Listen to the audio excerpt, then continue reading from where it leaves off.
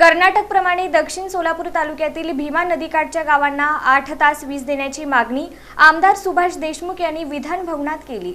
महाराष्ट्र विधिमंडळाच्या पावसाळी अधिवेशनात दक्षिण सोलापूर मतदारसंघातील भीमा नदीकाठच्या गावांमधील वीज टंचाईचा प्रश्न आमदार सुभाष देशमुख यांनी विधानसभेत उपस्थित केला। शेतीसाठी आवश्यक असलेला पुरेसा वीज पुरवठा मिळत नसल्याने शेतकऱ्यांना मोठ्या अडचणींचा सामना करावा लागत असल्याचे त्यांनी सभागृहाच्या निदर्शनास आणून दिले। भीमा नदीलगतचा परिसर कर्नाटक राज्याच्या सीमेलगत असल्याने कर्नाटकातील शेतकऱ्यांना दररोज 8 ते 10 तास वीज पुरवठा मिळतो। मात्र दक्षिण सोलापूर मतदारसंघातील भीमा नदीकाठच्या गावांमध्ये केवळ 2 तासच वीज पुरवठा होत असल्याचे देशमुख यांनी सांगितले। या अपुऱ्या वीज पुरवठ्यामुळे सिंचन व्यवस्था विस्कळीत होत असून पिकांचे नुकसान होण्याची शक्यता वाढत असल्याचेही त्यांनी नमूद केले। दक्षिण सोलापूर मतदारसंघातील भीमा नदीलगतच्या गावांना कर्नाटकच्या धर्तीवर किमान 8 ते 10 तास नियमित वीज पुरवठा उपलब्ध करून देण्याची आग्रही मागणी त्यांनी यावेळी केली। अध्यक्ष महाराज, दक्षिण तालुक्यातून भीमा नदी जात आहे।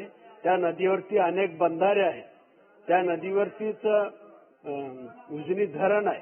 मध्यंतरीच्या काळामध्ये विजेचा तुटवडा म्हणून आपल्या भीमा नदीच्या काठच्या शेतकऱ्यांचा केवळ 2 तास वीज पुरवठा केलेला आहे। आणि भीमा नदी ही कर्नाटक आणि महाराष्ट्राच्या सरहद्दीवर आहे आणि कर्नाटकमध्ये मात्र 8 ते 10 तास लाईट चालू आहे। महाराष्ट्राच्या शेतकऱ्यांच्या अलीकडच्या बाजूला 2 तास फक्त लाईट चालू आहे। मला असं वाटतं सर्व ठिकाणी 6 ते 8 तास लाईट चालू आहे। फक्त भीमा नदी काठच्या शेतकऱ्यांचे हाल होत आहेत। मला असं वाटतं की अनेक शेतकऱ्यांना पाणी पुरवठ्याच्या योजनाही त्या ठिकाणी आहेत। शेतकऱ्याला शेतीला पाणी मिळत नाही, प्यायला पाणी मिळत नाही, जनावराला पाणी मिळत नाही। तर माझी शासनाला आपल्या मार्फत विनंती आहे, तात्काळ कर्नाटक जसं 8 ते 10 तास चालू आहे, कारण अनेक बंधारे भरलेले आहेत, पाणी तुटवडा आहे, तरी परंतु कर्नाटक प्रमाणे महाराष्ट्रात सुद्धा 7 ते 8 तास लाईट पुरवठा सुरू करावा असे आपल्या मार्फत मी राज्य सरकारला, मुख्यमंत्री महोदयांना विनंती करतो। या प्रश्नावर तालुका अध्यक्ष समाधान अवताडे यांनी सकारात्मक प्रतिसाद देत या संदर्भात मुख्यमंत्री यांना पत्र पाठवण्यात आले असून ऊर्जा विभागालाही आवश्यक कार्यवाही करण्याचे निर्देश देण्यात आल्याची माहिती सभागृहात दिली। कालच बापू माननीय मुख्यमंत्री महोदयांना मी पत्र दिलेलं आहे।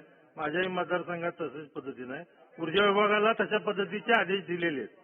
दरम्यान भीमा नदीकाठच्या शेतकऱ्यांच्या दृष्टीने हा अत्यंत महत्त्वाचा प्रश्न असून शासनाने तातडीने निर्णय घेऊन वीज पुरवठा वाढवावा अशी अपेक्षा शेतकरी वर्गातून व्यक्त होत आहे।